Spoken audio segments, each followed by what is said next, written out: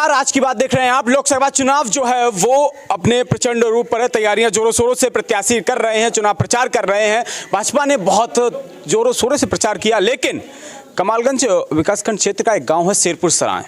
यहाँ पर किसी प्रकार की कोई मीटिंग भी है, वो करने से पहले भाजपा को कई बार सोचना पड़ता है। और कारण क्या है? कारण वो ये है कि यहाँ पर गायों का जो आतंक है वो ज़्यादा है और इससे किसान परेशान है। और आज इसी को लेकर इन लोगों ने यहाँ पर लगा दिया है कि कुंडपुरा की गायों के आतंक से किसान परेशान है और वो मतदान नहीं करेंगे। सैकड़ों की संख्या में यहाँ पर ग्रामीण जो हैं वो उपस्थित हैं। इनसे हम बातचीत करेंगे, इनसे हम जानेंगे कि आखिर क्या ये पूरा कारण है और आखिर कब से ये समस्या है और कौन इसके पीछे जिम्मेदार है और किसकी लापरवाही है। इन सब बातों पर आज चर्चा होने वाली है। इन सभी बातों पर इन किसानों से ही बात करेंगे जो यहाँ पर सैकड़ों की संख्या में मौजूद है। शुरुआत करते हैं, बाबा खड़े हैं, बाबा से बात करते हैं, बाबा से जानते हैं। बाबा, क्या नाम है आपका?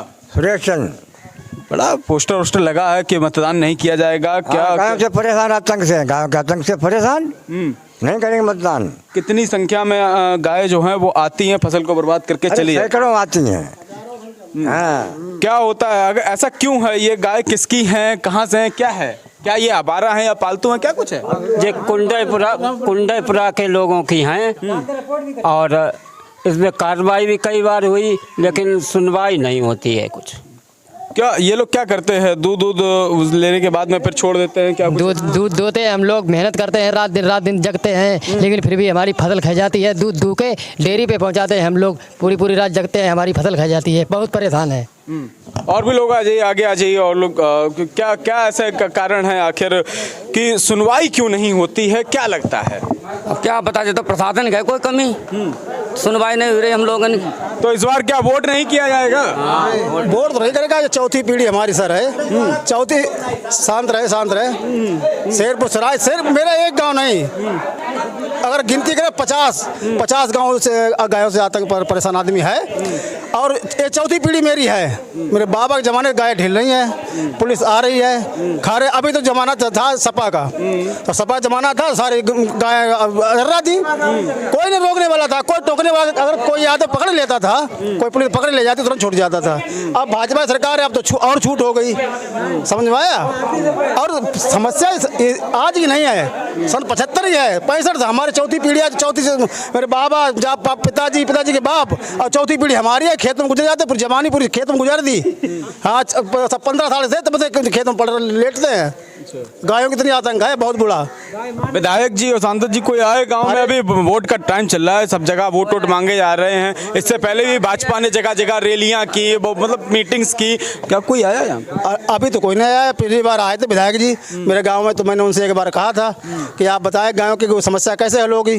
तो उन्होंने कहा था कि आप मुझे समस्या हल बताएं कैसे हल होगी। मैंने उनसे ये कहा था, नंबर 1 तो कटरी है, गंगा पारी कटरी जो है वो जुतवा दी जाए, उनको करने ना दिया जाए बिल्कुल, तो वो अपने आप लाइन पा जाएंगे। नंबर 2 है प्रशासन, गाय जो प्रशासन है, गायों द्वारा लठ बजे पुलिस बुलाई जाए और सुबह शाम उनको लठ बजाया जाए, अपने आप लाइन पा जाएंगे।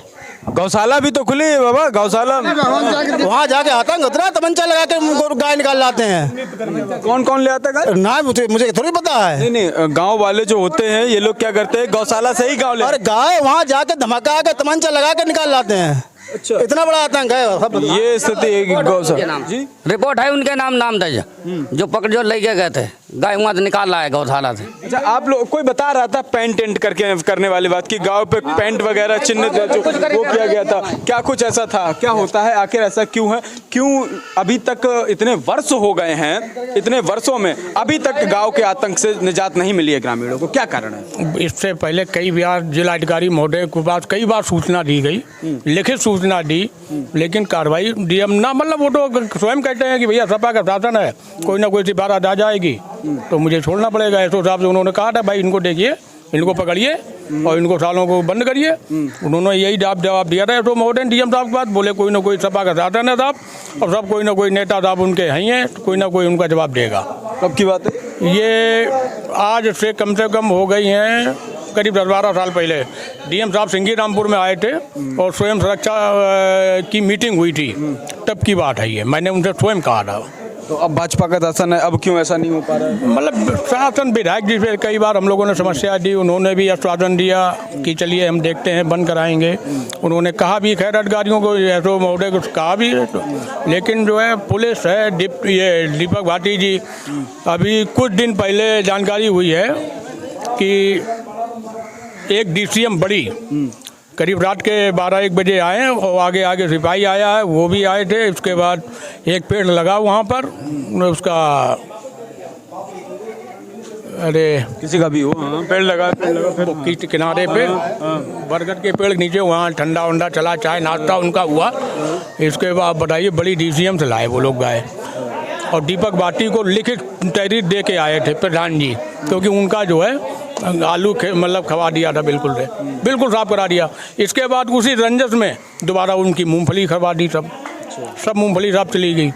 और हम लोग पूरी रात जग के सर्दियों में रात में जग के पूरा रखाते हैं, सब बातें हैं। और फिर भी अब कल की रात बता रहा हूँ, 1 बजे रात को तार खोल के गाय अंदर की मौके वारदात पे अगर देखा जाए तो हम आपको दिखावे चल के। तो बंदूक राइफल सब लाओ संग। उनका पुलिस ने एक बार ये गौशाला से क्या कहते हैं पकड़ने गए, गाय लेने गए, इनका तमंचा भी बरामद किया, इनका मोबाइल बरामद किया, कार्रवाई कुछ नहीं हुई।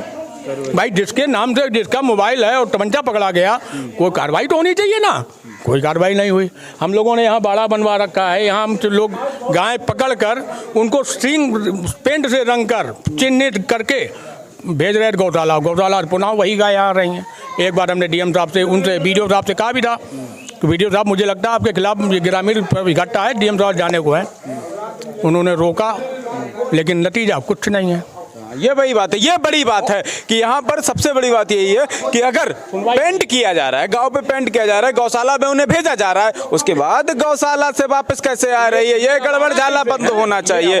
ये आवारा नहीं है, साफ ग्रामीणों का कहना है। एक होता है कि आवारा गौवंश से परेशान है, लगातार भोजपुर के पास में सैकड़ों की संख्या में वहां पर आवारा गौवंश करते हैं।